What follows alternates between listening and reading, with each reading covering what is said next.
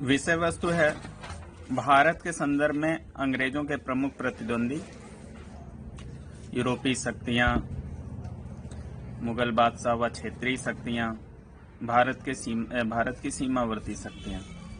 सबसे पहले बात कर लेते हैं कि वह यूरोपीय शक्तियां कौन कौन सी हैं जो अंग्रेजों की प्रमुख प्रतिद्वंदी रहीं और उनकी प्रतिद्वंदिता का निस्तारण अंग्रेजों ने कैसे किया। तो अगर प्रारंभिक तौर पर देखें तो पुर्तगाली एक यूरोपीय शक्ति है जिसकी प्रतिद्वंदिता का निस्तारण अंग्रेजों ने बड़ी सरलतापूर्वक किया। 1654 ईस्वी में पुर्तगाली व अंग्रेजों के बीच संधि हुई। इस संधि के तहत पुर्तगालियों ने पूर्वी देशों के साथ अंग्रेजों के व्यापार के अधिकार को स्वीकार किया।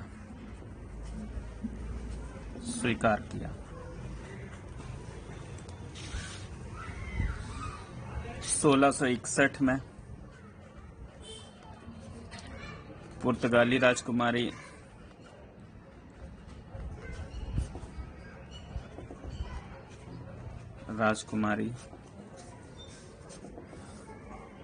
कैथरीन ब्रंगेजा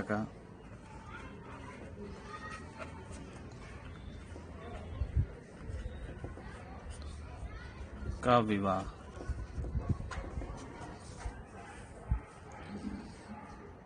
ब्रिटेन के राजकुमार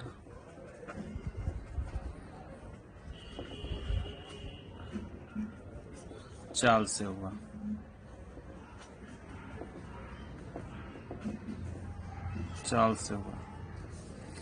जिसके तहत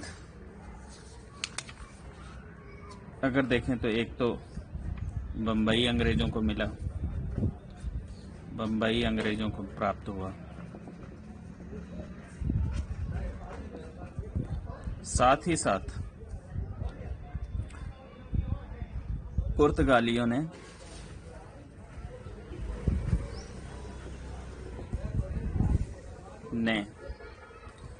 डचों के विरुद्ध अंग्रेजों का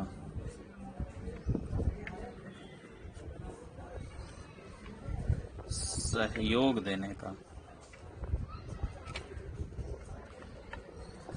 आश्वासन दिया।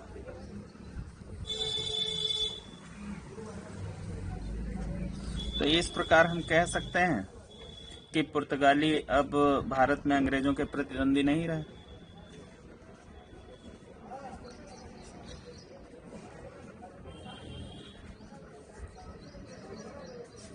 अंग्रेजों के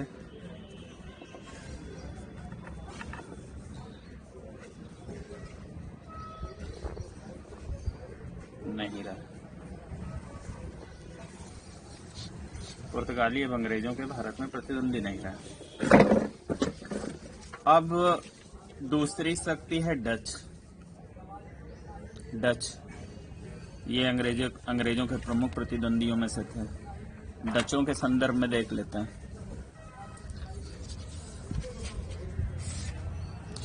डचों से कई छुटपुट संघर्ष हुए, परंतु 1759 का बेदरा युद्ध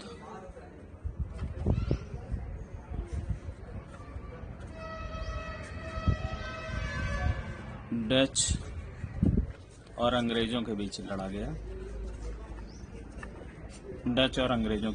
गया। अंग्रेज विजयी हुए और डच इसमें पराजित हुए।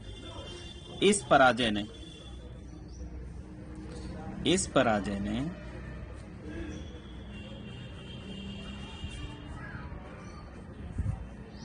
भारत में डचों की प्रभुता की सभी संभावनाएं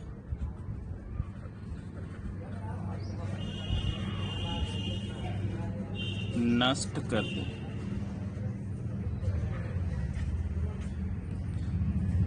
कह सकते हैं भारत में डचों का राजनैतिक अस्तित्व समाप्त।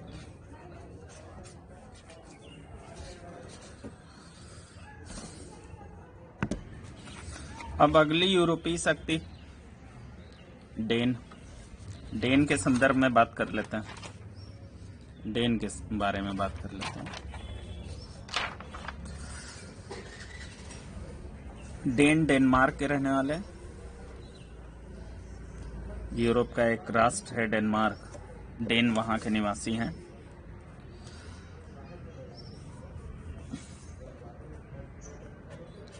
डेन डेनमार्क के रहने वाले हैं।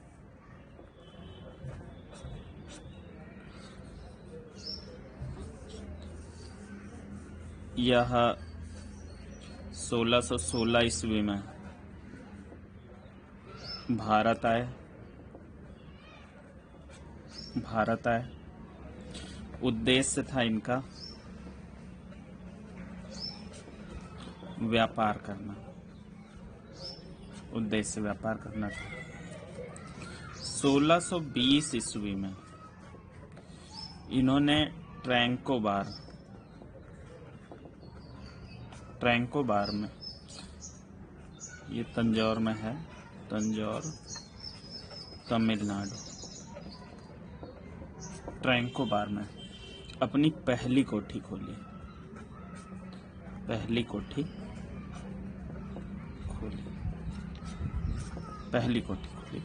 ये यदि भारत का मैप है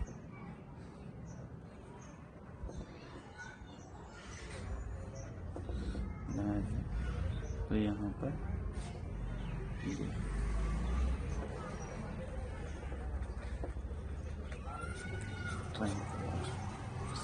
ये तंजौर में पड़ेगा। ये ट्रैंकोबार है, ये तंजौर में पड़ेगा। यहाँ अपनी पहली कोठी खोली। ये डेन की पहली कोठी ट्रैंकोबार। 1676 में यहाँ सेरामपुर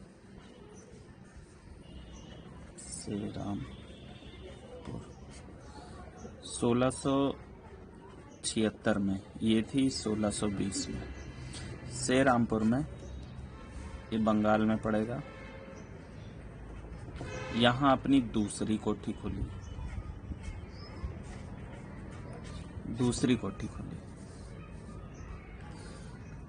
लेकिन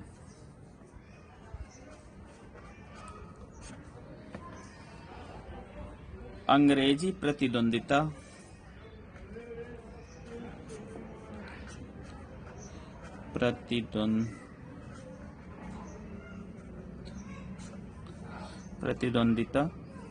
तथा कूटनीति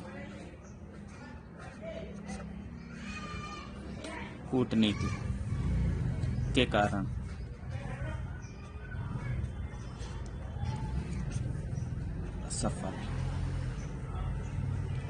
डेन क्या हो गए? असफल हो गए। और 1745 में अपनी सभी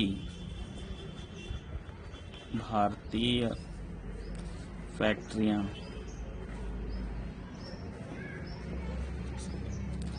अंग्रेजों को बेच दी और वापस डेनमार्क चले गए। इस प्रकार देख सकते हैं कि डेन भी प्रतिस्पर्धा में अंग्रेजों के नहीं टिक सके, और डचों और पुर्तगालियों को आपने पहले ही देख लिया, वो अंग्रेजों के प्रतिस्पर्धी अधिक समय तक नहीं बन पाए।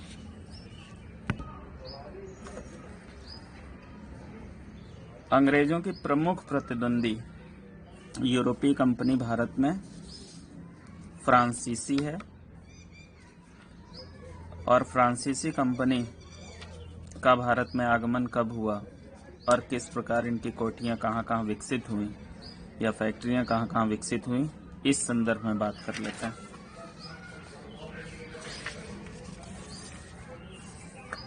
फ्रांसीसी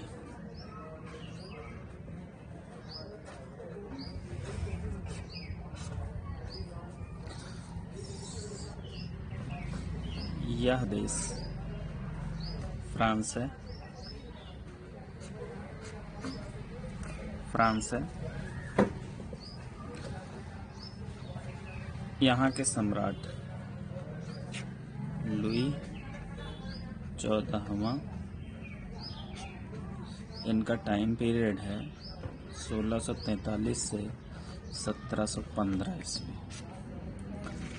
इनके एक मंत्री हैं कोलबर्ट।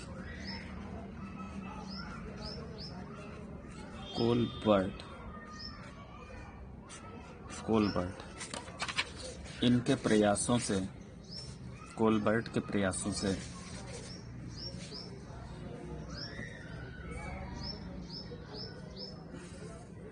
1664 में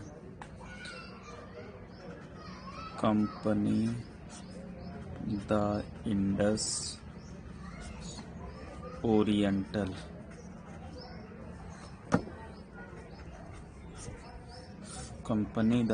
ओरिएंटल नाम से फ्रेंच ईस्ट इंडिया कंपनी की स्थापना हुई।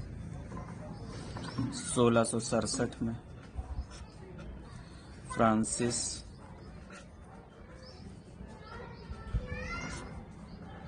केरान या फ्रैंको कैरो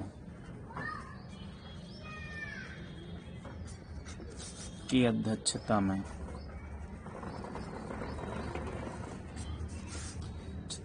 एक अभियान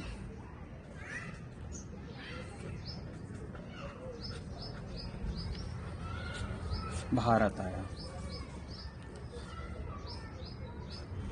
इस दल ने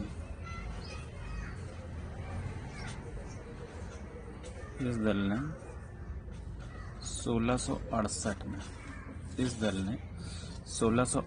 में सूरत में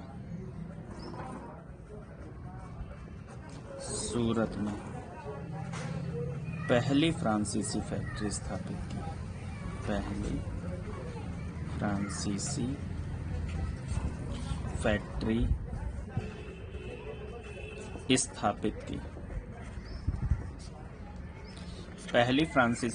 स्थापित की। इस दल में जो फ्रैंको कैरो की अध्यक्षता में दल आया था भारत, उसमें एक मरकारा नामक व्यक्ति था। मरकारा इस दल में शामिल था। ये इस्फहान, ईरान का रहने वाला था। इस्फहान जगह है, ईरान का रहने वाला था। इसने गोलकुंडा के सुल्तान से, भारत में गोलकुंडा के सुल्तान से एक अधिकार पत्र प्राप्त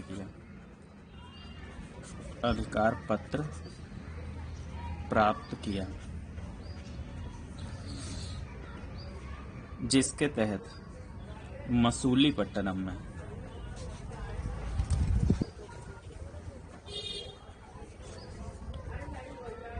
दूसरी फ्रांसीसी फैक्ट्री स्थापित की गई।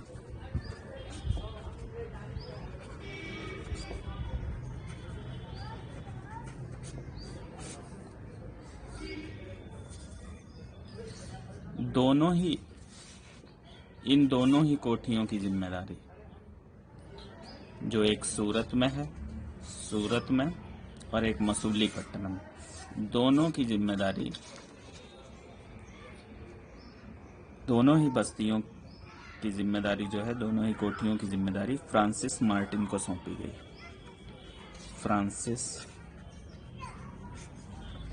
मार्टिन को सौंपी गई। अब फ्रांसीसियों की कुछ कोठियों की बात कर लेते हैं। फ्रांसीसी फैक्ट्रियां,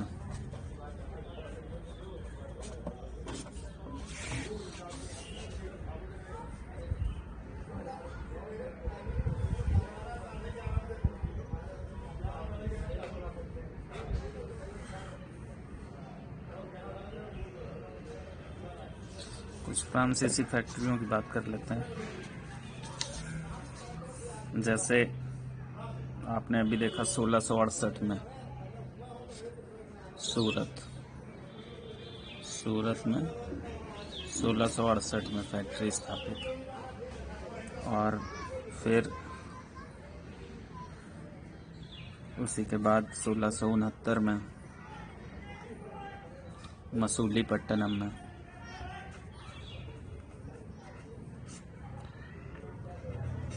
दूसरी फैक्ट्री स्थापित। इन दोनों फैक्ट्रियों की जिम्मेदारी फ्रांसिस मार्टिन को सौंपी गई। प्रारंभिक जो भी बस्तियां हैं उनके स्थापना और विकास में फ्रांसिस मार्टिन का अहम योगदान है। फ्रांसिस मार्टिन को इसीलिए भारत में फ्रांसीसी बस्तियों के वास्तविक संस्थापक के रूप में जाना जाता है। 1672 में सेंट थोमे एक जगह है, 1672 में सेंट थोमे में, यहाँ पर सेंट थोमे तमिलनाडु में है, यहाँ फ्रांसीसी बस्ती स्थापित हुई। 1674 में पांडिचेरी, सेंट थोमे के पांडिचेरी में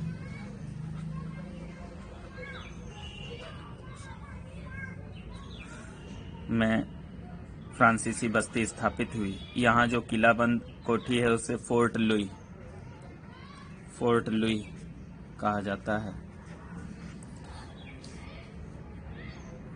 1693 में, ये 1674 में स्थापित, सेंट थोमे 1672 में स्थापित है और पांडिचेरी 1693 में स्थापित है, 1674 में स्थापित है। इसे 1693 में डचों ने जीत लिया था। डचों ने इस पर कब्जा कर लिया था।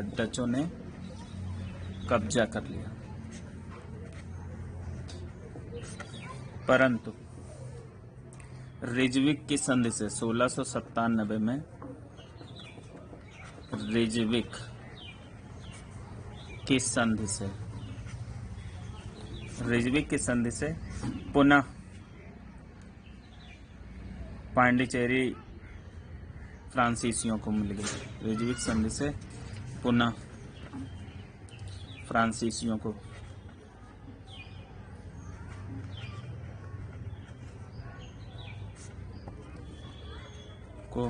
प्राप्त, और पुनः इसका गवर्नर बनाया गया। पुनः इसका गवर्नर फ्रांसिस मार्टिन को बनाया गया। फ्रांसिस मार्टिन पुनः इसका गवर्नर बना। 1690 से 92 के बीच में यहाँ पर बंगाल में एक जगह है चंद्रनगर।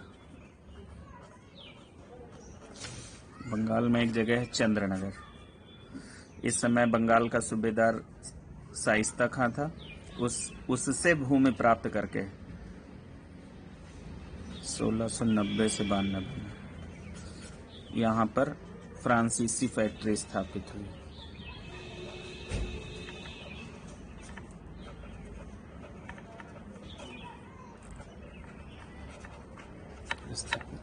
तो फ्रांसीसियों की पहली फैक्ट्री सूरत में 1668 में, जिसको हम कह सकते हैं पश्चिमी तट की भी पहली फैक्ट्री, और दूसरी फैक्ट्री मसूलीपट्टनम है 1669 में।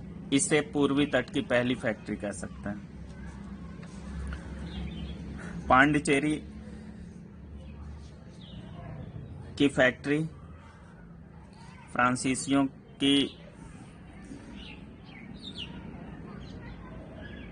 पूर्वी बस्तियों का मुख्य केंद्र थी।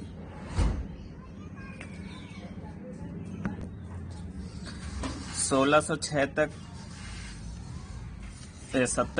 तक फ्रांसिस मार्टिन गवर्नर रहा पांडिचेरी का, फ्रांसीसी बस्तियों का। और इसके बाद 1706 से 1720 तक फ्रांसीसियों की गतिविधियां निष्क्रिय रहीं।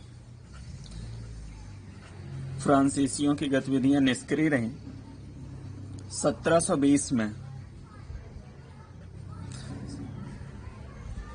1720 से 42 के बीच पांडिचेरी के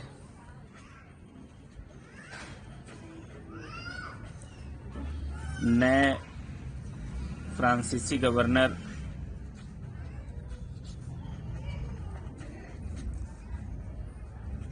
लीनो और ड्यूमा बने। इनके समय फ्रांसीसी गतिविधियों में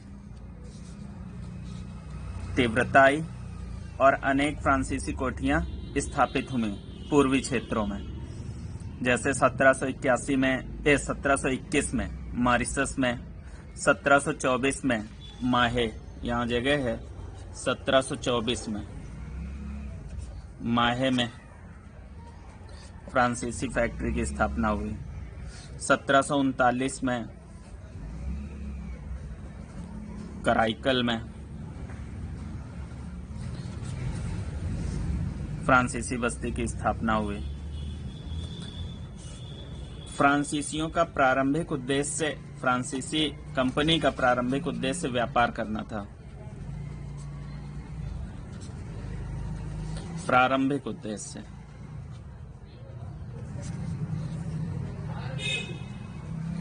परंतु 1742 तक आते आते इनके उद्देश्य में परिवर्तन हो गया। अब व्यापार के साथ साथ साम्राज्यवाद इनके उद्देश्यों में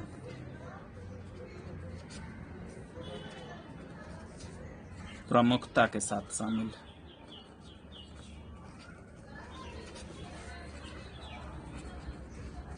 प्रमुखता के साथ शामिल। अब आप देखेंगे, और इस समय इनकी प्रमुख प्रतिद्वंदी कंपनी यूरोपीय कंपनी अंग्रेज है।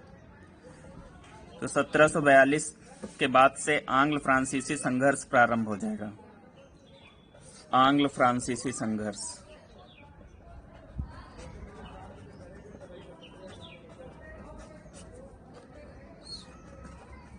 आंग्ल फ्रांसीसी संघर्ष प्रारंभ हो जाएगा। अगर देखें तो फ्रांसीसी मुख्यालय पांडिचेरी में है और इसके उप कार्यालय इस समय मसूलीपट्टनम, कराईकल, माहे, सूरत, चंद्रनगर आदि। और इधर अंग्रेजों की मुख्य बस्तियां देखें। मुख्य बस्तियां देखें तो मद्रास,